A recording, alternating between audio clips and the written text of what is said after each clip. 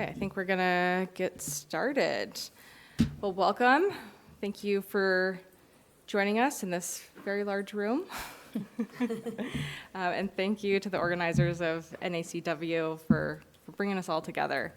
We know that we're the only thing holding you from lunch, so we're going to make the session fun and engaging, get you revved up for a nice big meal. So welcome to our session on SDGs at the project level. Today we're going to talk a little bit about the challenges and opportunities involved in accounting for and monetizing SDGs at the project level, and how carbon projects are evolving to consider the holistic set of potential benefits beyond just carbon reductions. I will be your moderator. I am Amy Barnes's stunt double. I joke. I'm Kirsten Jurich. I'm filling in for Amy today. I'm a principal at Nani Partners. We're a woman-owned climate consulting practice.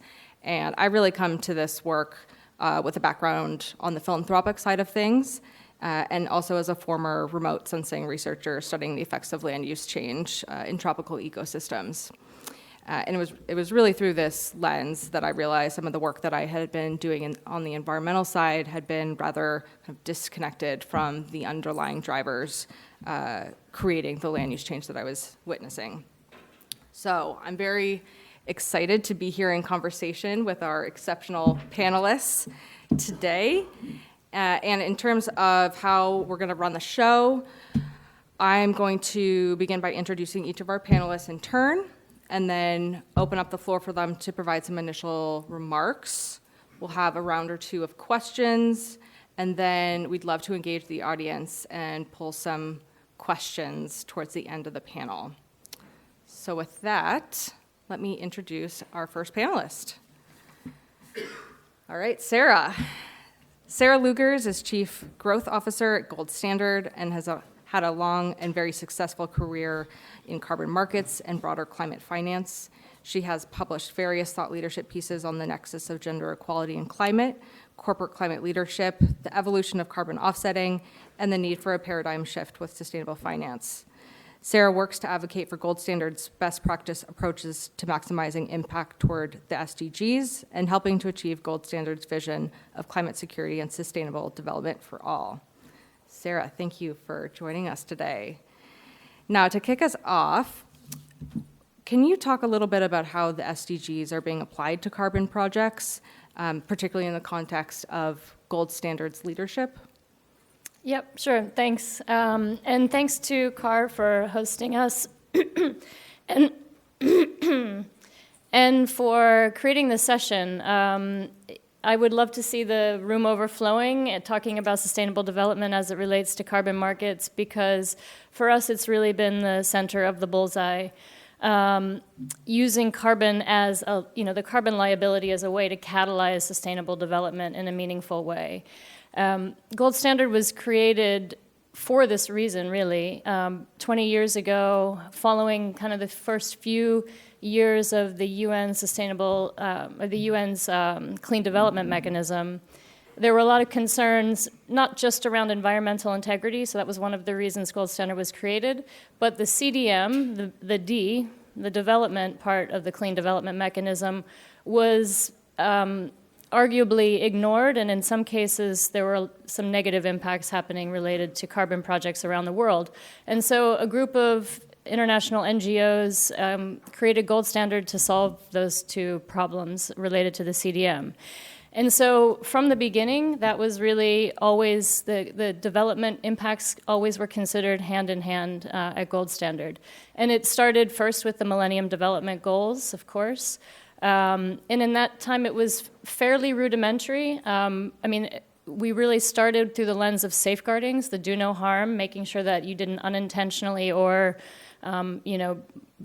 overlook some of the negative impacts. And I think that's a really important point to note. I think projects and the carbon markets generally should take great care not to be touting the benefits of sustainable development when safeguards aren't robustly addressed. So I think it really starts there. But what we've tried to do is move from that old MDG framework of kind of binary, is this a positive, negative, assessment more qualitative to real deep understanding of the development impacts that carbon projects can deliver. And for gold standard, that's a requirement across the board. Every project must contribute to at least 3 SDGs. Climate is one of them, and at least 2 additional. Generally, a lot of projects deliver more than that. But what we're trying to do is to help deepen that over time. So we have already, in 2017, we launched Gold Standard for the Global Goals, which was tied to all of the targets and indicators of the SDGs, so that we're thinking about Paris and the SDG, the development agenda, together and making them mutually reinforceable. So all Gold Standard projects measure to that target and indicator level, but I think it won't be a surprise to many. How many developers do we have in the room? I'm guessing that it can be tricky in some cases to do this, deeply, efficiently, clearly, and to have apples-to-apples comparisons among your projects and how you can distinguish yours from others. So Gold Standard has been working for the past couple of years to develop an SDG tool that really helps developers understand what indicators are the likely, the best ones that might go with their project technology. You'll see a snapshot of the interface here. It gets down to the regional level that can help you in your jurisdiction understand what some of those indicators, what your baselines might look like, or direct you to resources that can help you find that. And some monitoring guidance to help understand, like, as you implement your project technology or implement your project, how you should be monitoring that in a way that's, verifiable. So it is in development. It's been tested by a number of Gold Standard project developers, and we hope to be rolling this out in the next couple of weeks. And I think what that will do is not make this an extra burden for project developers, but really embedding that into your PDD, into your approach to designing your project from the start to maximize the impact. So at the end of the day, that carbon asset that you issue has really a footprint of the development impacts in a really deep and meaningful way, and that can distinguish your project and hopefully attract more buyers and raise the bar on an ongoing basis to make sure that we make the most of any project activity, don't leave impact on the table. So I think that can really help the carbon market deliver way above and beyond climate impact. Thanks for sharing that context, Sarah. I wanted to follow up on that question by asking, how should buyers navigate some of the variants that might come up with SDG claims, particularly related to the difference from standard to standard, from project to project? What is that looking like? My sense is that today it's pretty challenging for buyers, I would say, to do that in a meaningful way. I think there was, once the SDGs kind of took on some critical mass of awareness, it became very popular to just narrative claims using the SDG icons, which are, very powerful and iconic. But it's really hard to understand apples to apples, a comparison between projects. So I think today, I would find it hard if I were a buyer to understand, what project is actually delivering. I think some of that is improving, and there's more data behind it. But I think at the moment there's a lot of storytelling that creates that emotional response where they first understand that project is delivering this impact, but to be able to understand, in a data-driven way, I think there's much more opportunity for them to be able to select in the future based on, really maximizing the impact per credit. Thank you, Sarah. Okay, and turning to our second panelist here, Teresa Tattersfield is the co-founder of Bret Consultores. She's a specialist in the design and development of methodologies and protocols that have been implemented in Mexico and have contributed to the international offset market. She previously worked as the forest carbon manager of WRI Mexico, and was responsible for the execution of CO2 Unitario, which is a forced carbon capture initiative. She's also worked at Tecnológico de Monterrey University and Pro Natura Mexico in voluntary forced carbon markets, as well as in the area of Mexico-UK relations, including coordination of projects with organizations such as USAID and UNDP. So Teresa, thank you for joining us. First question of the day for you. From the project developer perspective, how are you seeing this play out, just in terms of how carbon projects are considering SDGs? Well, thank you for inviting me here. I'm so glad to be here with you sharing this panel.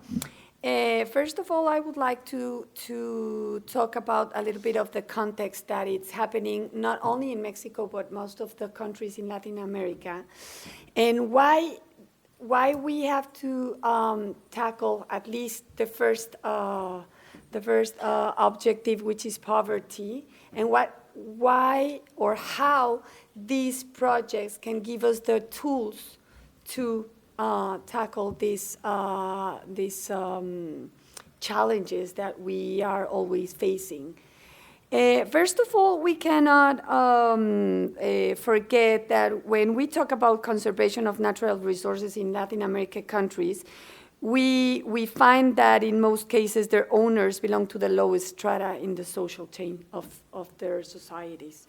There are mainly poor families, mainly poor communities that have inherited the land, the forest, the mangrove, and do not necessarily, in some cases, have an emotional bond to that roots.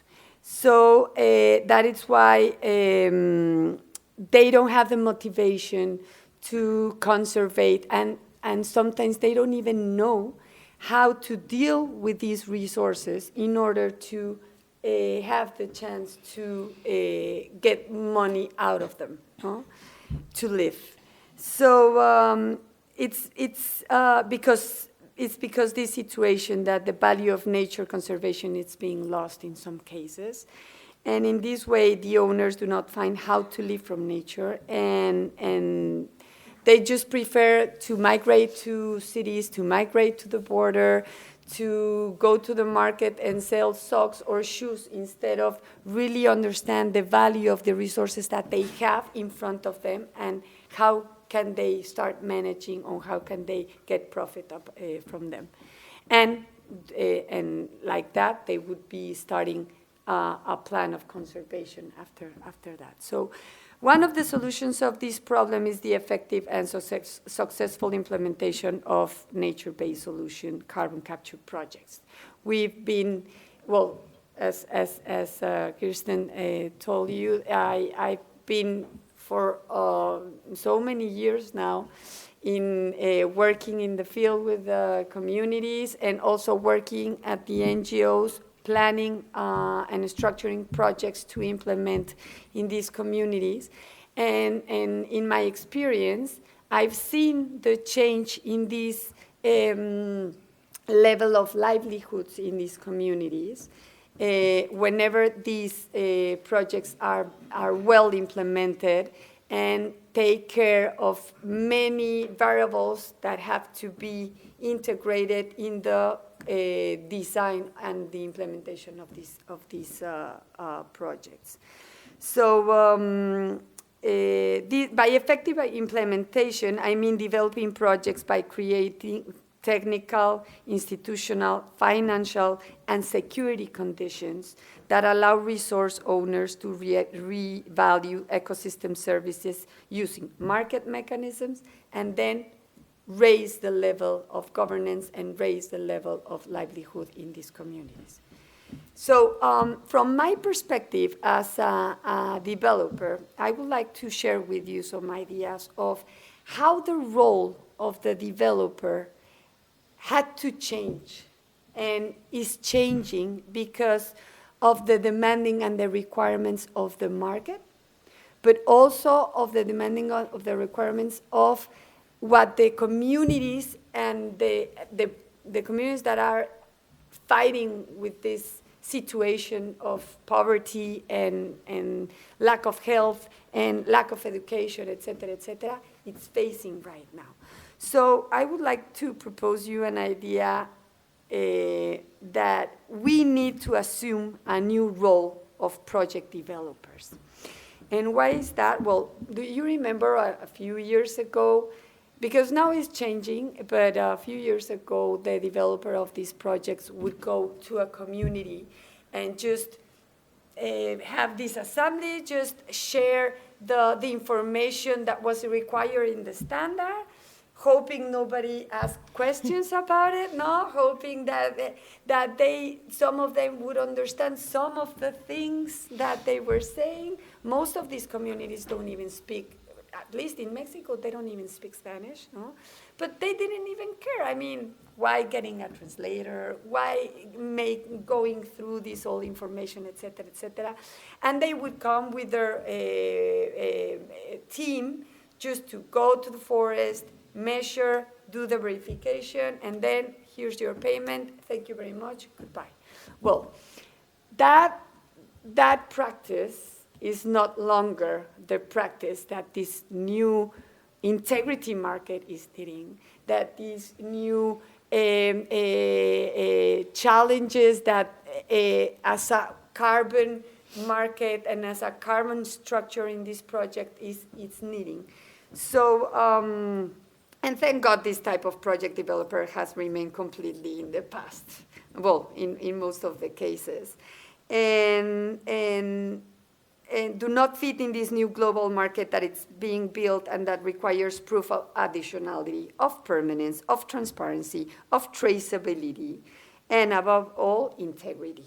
What are the reasons that they keep using the word integrity? How many times have we heard the word integrity in this conference for the past three days?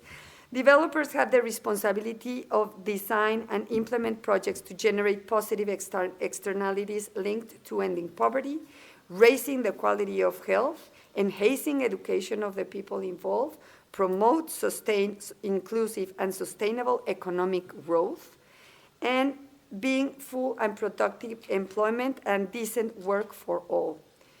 Does it sound familiar? Yes.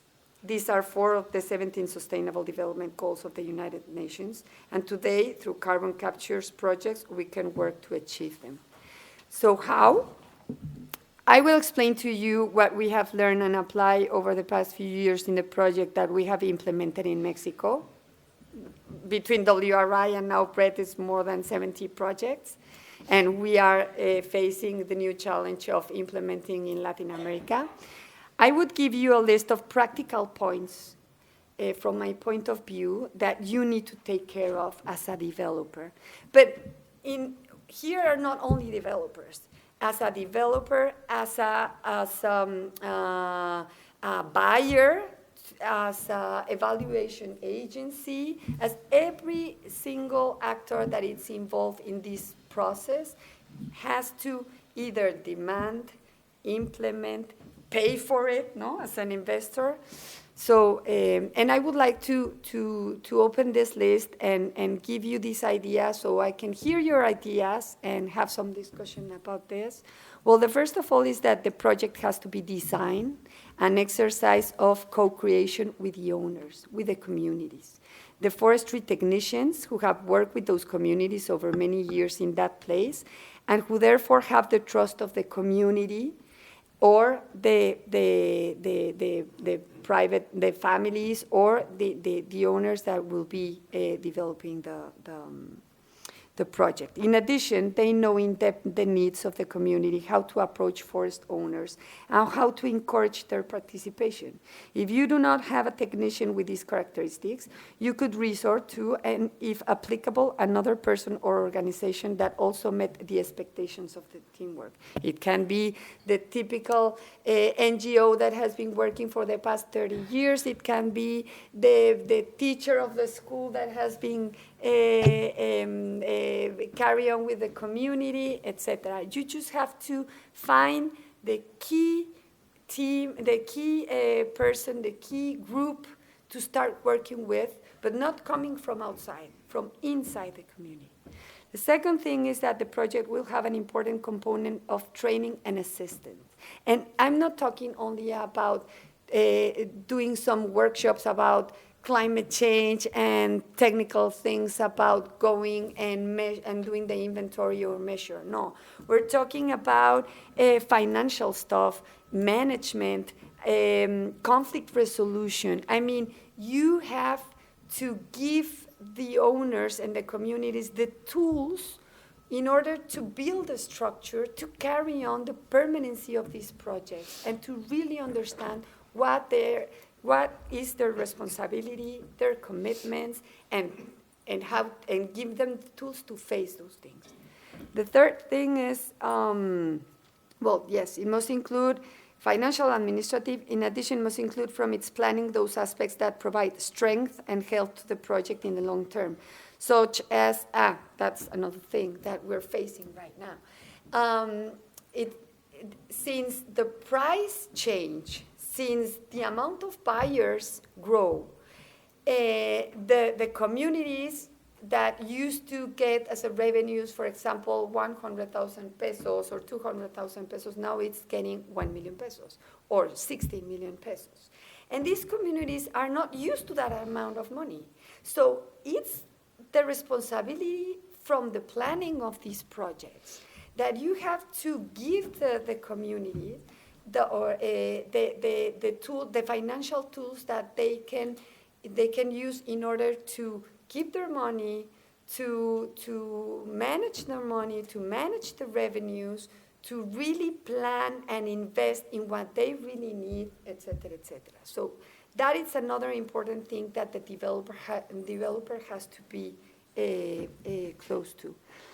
The third thing, and I'm almost finishing, it's people who work in different stages of the project must be hired in the same community with a salary above normal, the typical normal daily salary that they have for harvesting or for going to the forest and everything. Well, if it's carbon projects, then it has to be a little bit, or not a little bit, but higher than that, because it's another kind of project and you're securing it, and you will have it back, and you will have it back as a revenue.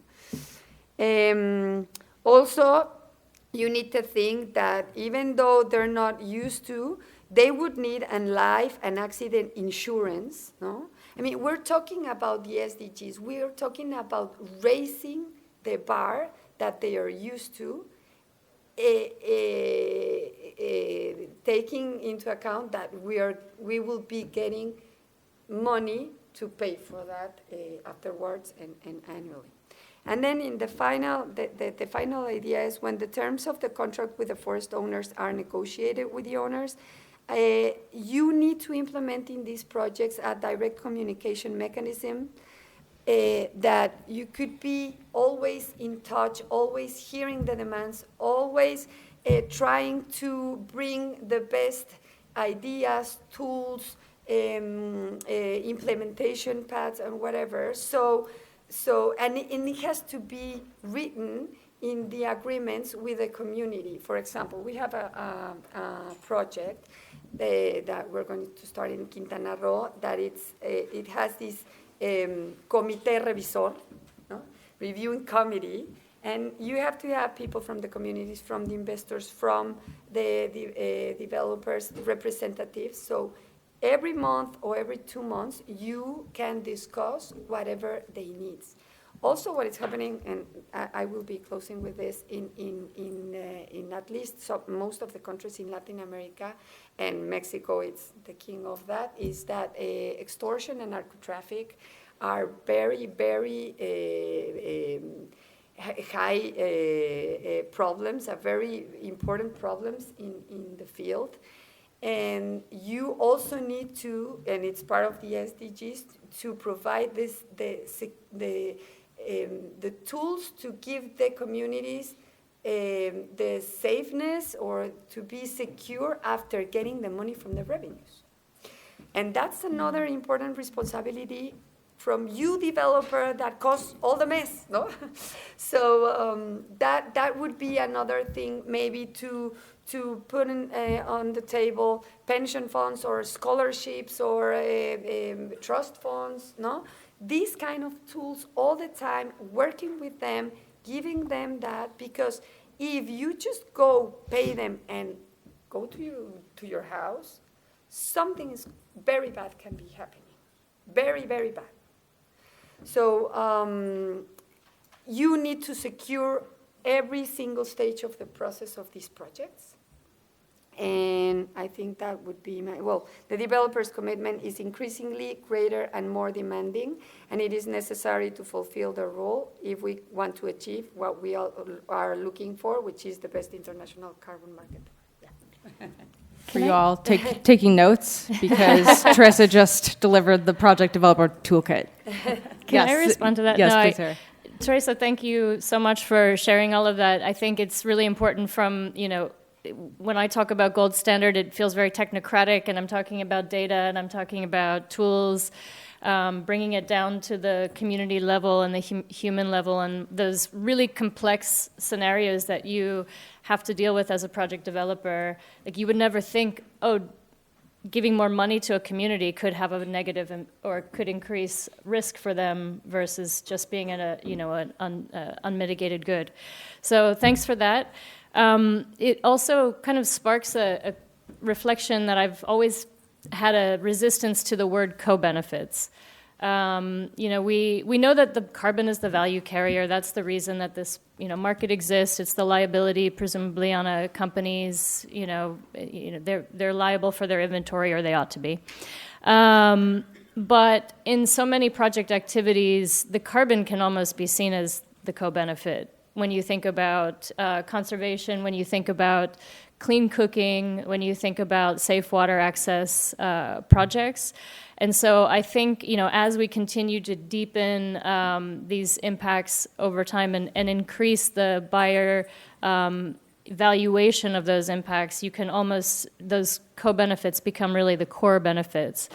And just thinking about how that can be transformational, that you made the point, Teresa, that we talk about the permanence risk, and then we think about long-term monitoring, 70 years from now and how that's going to happen.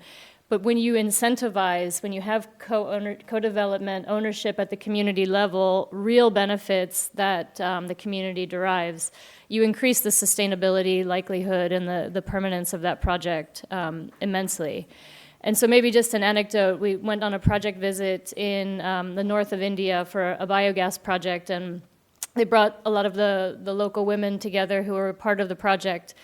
And they, talked about some of the, issues with the project, how it's going. And then just as an observer, I was asked if I had any questions. And so I just asked an open question and said, can you ask, these women, how would they think if this project, was not sustainable, if the project went away?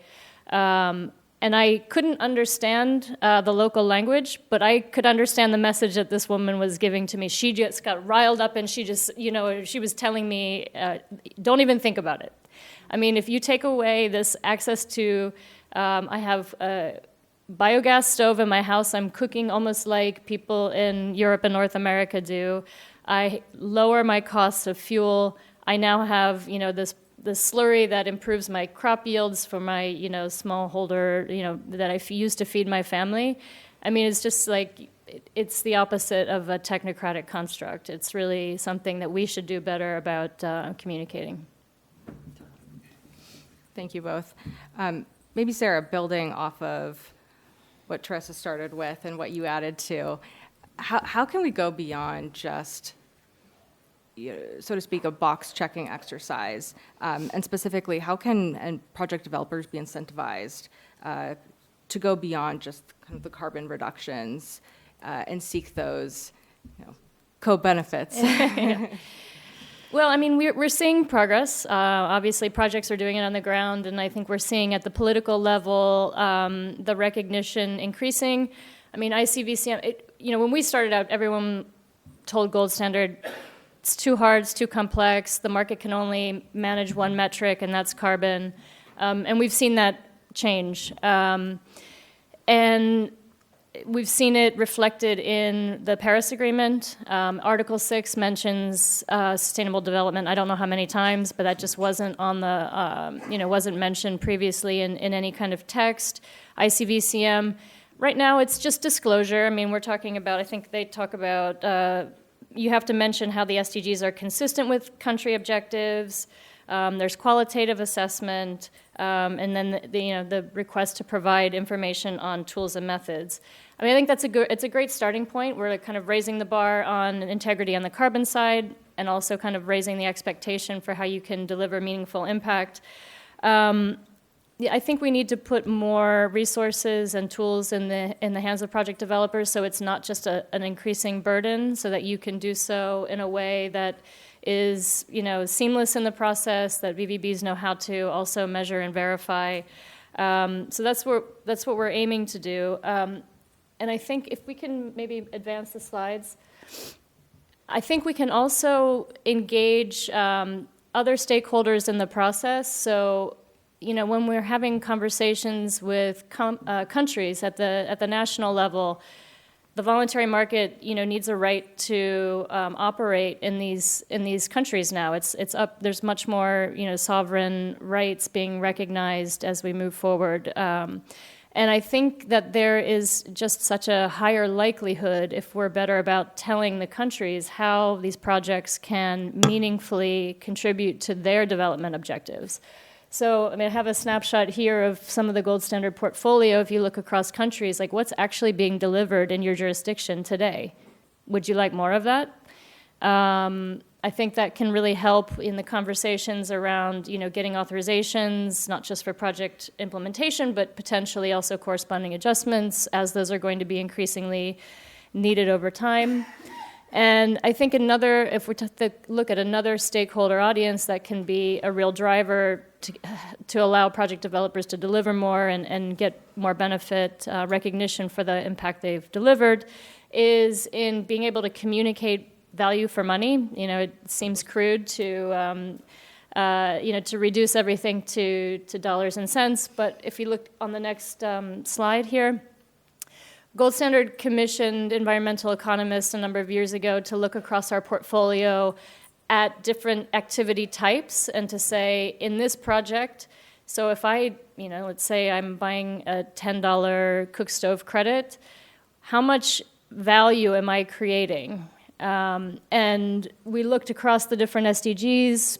It's averages across the portfolio, but if you look at a household biogas, you get up to $465 of shared value in improved livelihoods, reduced costs, improved health impacts, improved biodiversity because of reduced pressure on forests.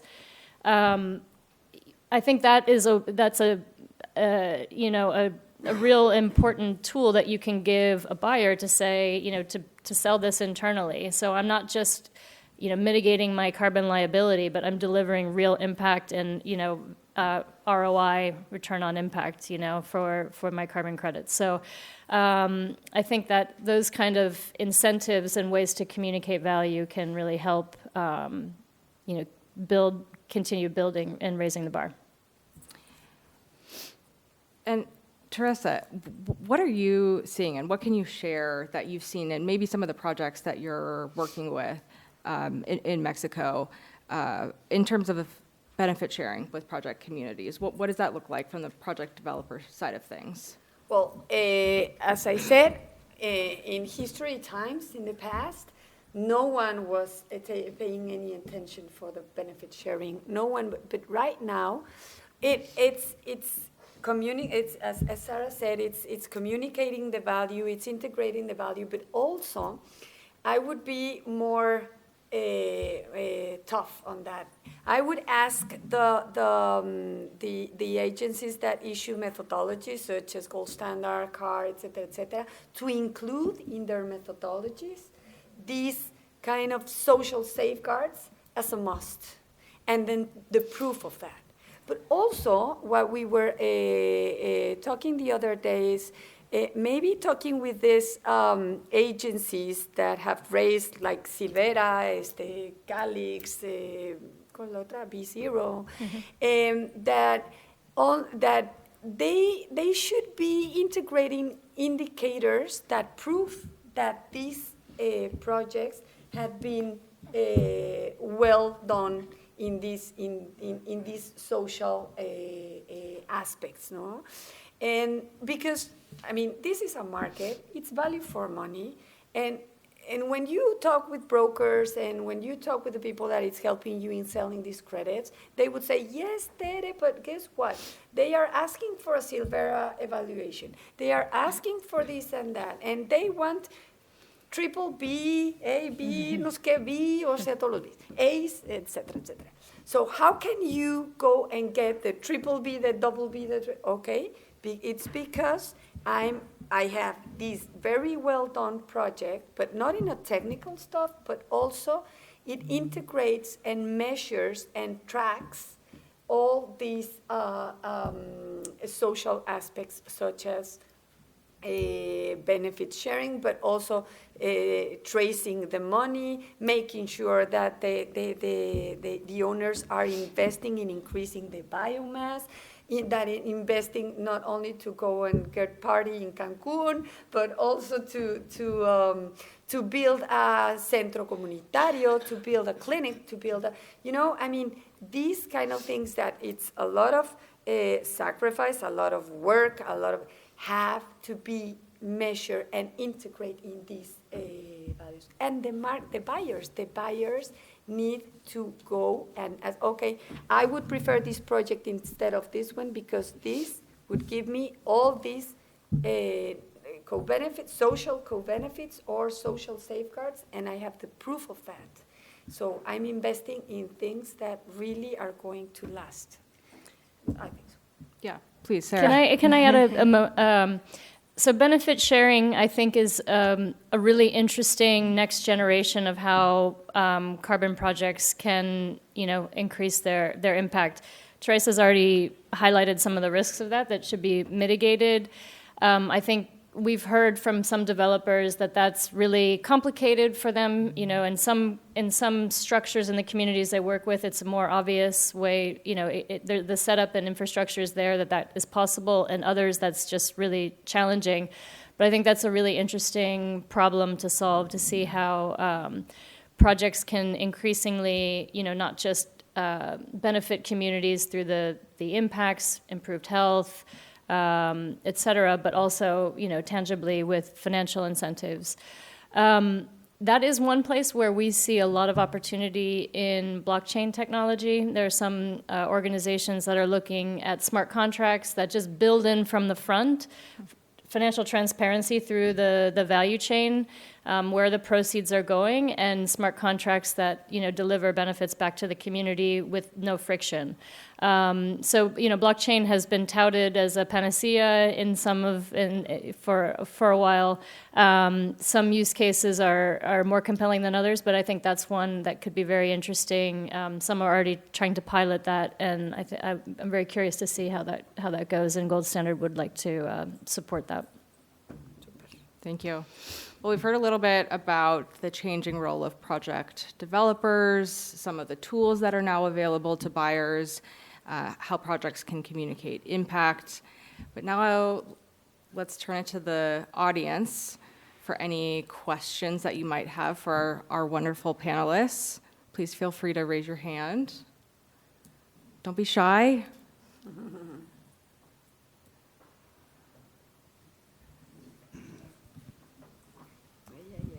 Wolf with Evergreen Carbon. Have you have conversations with buyers? Do they contact the projects and try to find out some of this information that seems to be maybe not so transparent? Is there, how would you judge corporate interest and how that changed and how they investigate projects?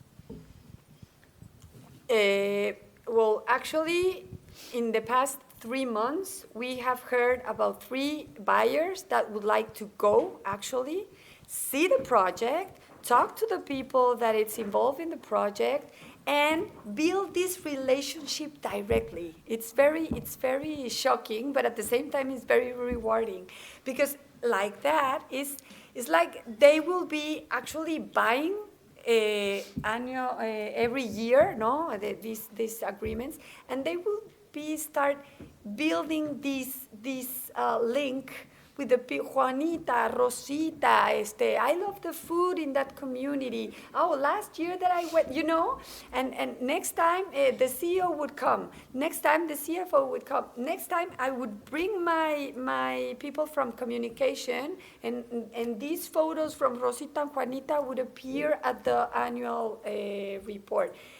That is the kind of market we're looking for, because it's not like we are just making this capacity building for communities. We really need to invest in capacity building in the companies and the people to start this link with nature and the people that is guarding it, I think.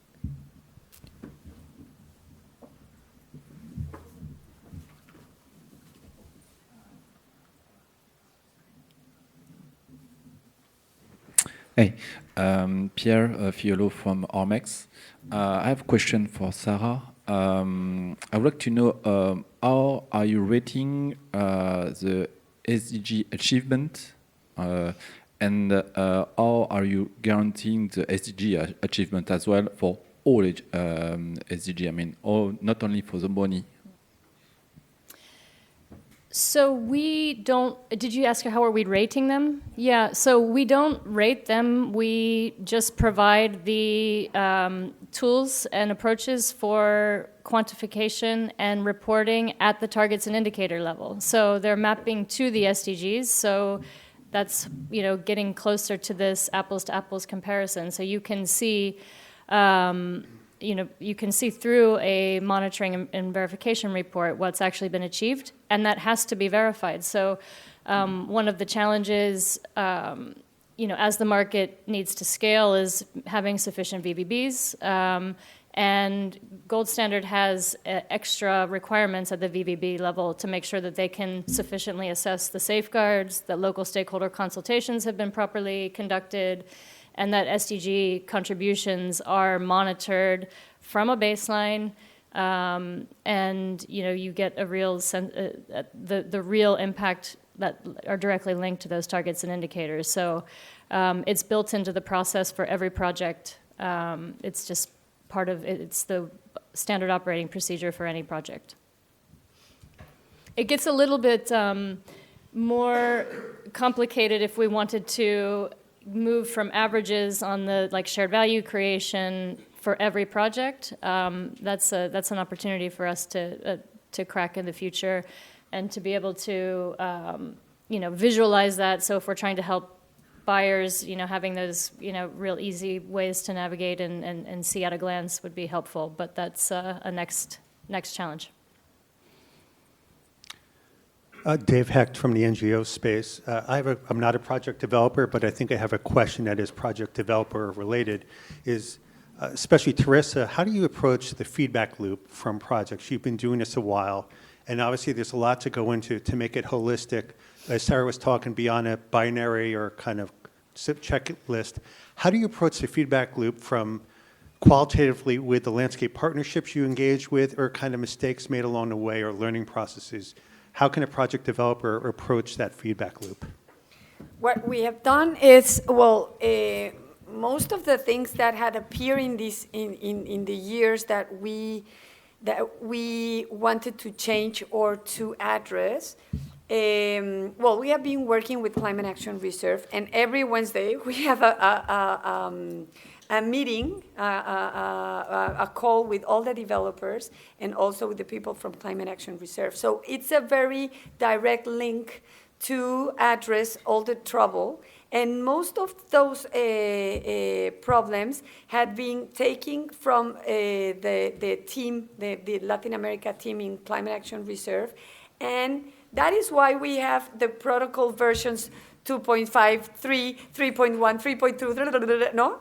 Because every single thing that appears and can be addressed and can be integrated into the methodology, they do it. But there are some things that change very quickly, and you need to be very aware that at the design, at the very beginning in the design of the documents of the agreement of the project, you would need to be implementing solutions, adapting to the problem that you, for example, 4 years ago, even though the narcotraffic has been in Mexico for such a long time and the extortions and everything, but 4 or 5 years ago, it was more manageable. From the past years, it's the worst problem ever. So we needed to act in response very quickly because people was getting shot, ¿sabes? And well, I remember in Oaxaca when a few years ago when we wanted to go and give them money, it was a beautiful ceremony. The people was dancing. The people was so thankful about all the work that they have done and the developers have gone, and everybody was happy, drinking and dancing. Right now, if I go to a community, it's in a very dark room. I cannot say anything. It's very, you need to be very quiet about, it's only with the authorities, not the community in general. If you're going to talk about money, you have to be very cautious in what you're saying, you know?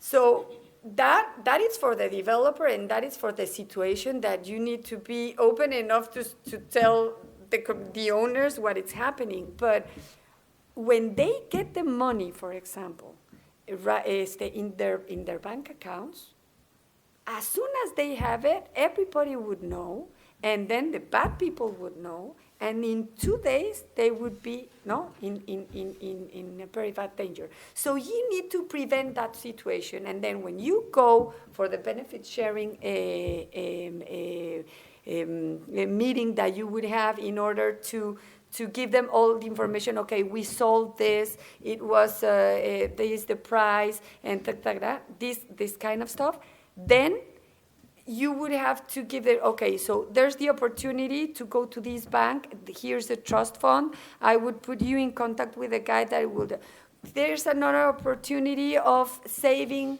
20% of the revenues. That is one thing that we are going to implement in this new project in Quintana Roo, an escrow, to save 20% of the revenues for the 7 or 8 years that the project would be implemented. And at the very end, you will have those revenues transforming in scholarships or pension funds. And here's the guy, the financial expert that will be helping you in doing that. I mean, insurance, for example. Jose Inés, here. It's the first mangrove project and the only one, I think, in Mexico right now.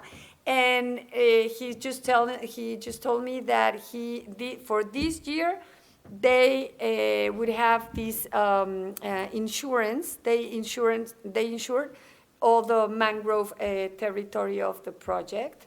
And I mean, you have to be ready enough and very open to address obstacles and new things that are happening and trying to solve it very quickly, and that is part of the new role of the developer. No? I think maybe we have time for one or two more questions.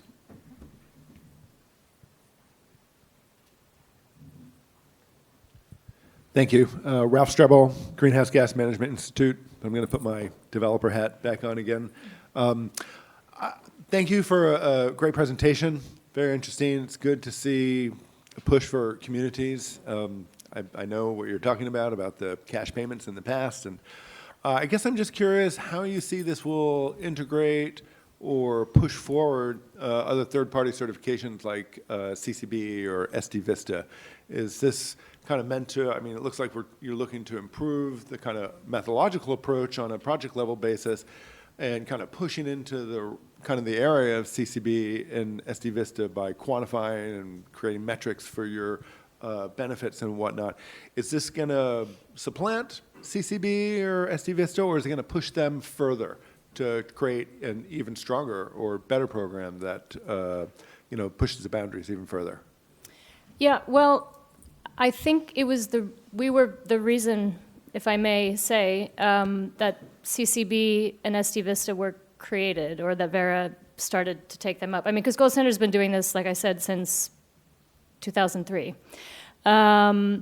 So I think this is the perfect example of where competition is great in the market. You know, like how you can incentivize, like let's compete for more impact. Like that's a challenge that I think we would all like to embrace.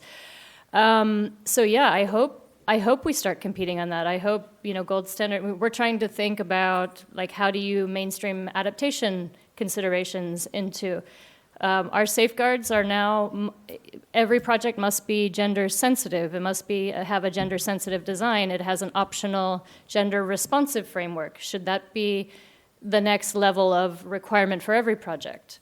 So yeah, I think it's like, that's the most beautiful way to compete is to do so on impact. We've also, the 6.4, the supervisory body has looked at Gold Standard's SDG tool and is adopting a lot of our approaches. So I think we'll see it more broadly. It looks very much like our approach, at least what they're working with today. We'll see what happens. But so yeah, I think we'll start to see hopefully a race to the top on development impact.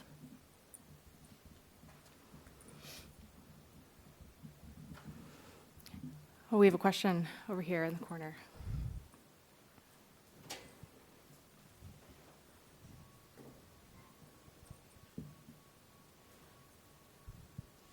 Thank you for the amazing panel. I'm Svenja with Base Carbon, and we are project financiers. I've been on the carbon side for more than 10 years, but I work a lot with the investor side, with financial side, and with investment bankers. And one of the main arguments I always have is that nature-based projects are not a commodity. And I get a lot of raised eyebrows from the financial sector because we have contracts that are trading on CBL and so on and so forth. And to some extent, there's liquidity and price transparency for contracts. But I'm a huge supporter of co-benefits. I work in smallhold farming agroforestry projects where water infrastructure is built and the credits are more expensive, obviously. It's a restoration. So where do you see the argument going in terms of as we are developing better frameworks, better safeguards, more elaborate systems to really value these SDGs, how do you think the market side is going to respond to that? And how can we improve the capacity building on the financial side of the system to really educate a more holistic knowledge about the nuanced approach in project development and convey that into the market? Sorry, that was a long question, but... It's a great question. I mean, that's a tension that we've been grappling with for the past couple of years, the tension between fungibility, liquidity, and the reality on the ground of project activity types being so different and project to project, even within them, often being so different.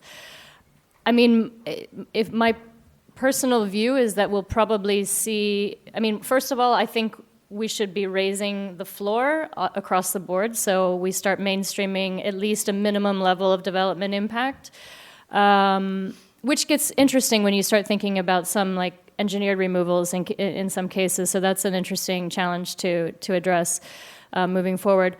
But you already see like at Inexpensive, they have their SD contract. So I think so that's differentiated hopefully and valued more than, some projects that perhaps don't. But you're right that does flatten, within that project category. And I was just at dinner last night and, speaking to someone who was talking about the narrative and, how that is really important, but how narratives don't scale. So there is this, I think it's, again, I'm talking about a lot of challenges to address. But I think there is a balance to be struck where maybe at a compliance level, you'll get, the lowest cost, that's what's going to be sought.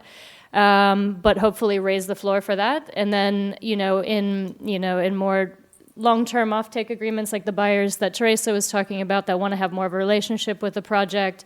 If you can scale more of that type of activity, maybe aggregating that, and you have a minimum bar for the projects that can get into a really high impact type of collective fund, for example, I think there is an opportunity to strike that balance, but it's not obvious. Yeah.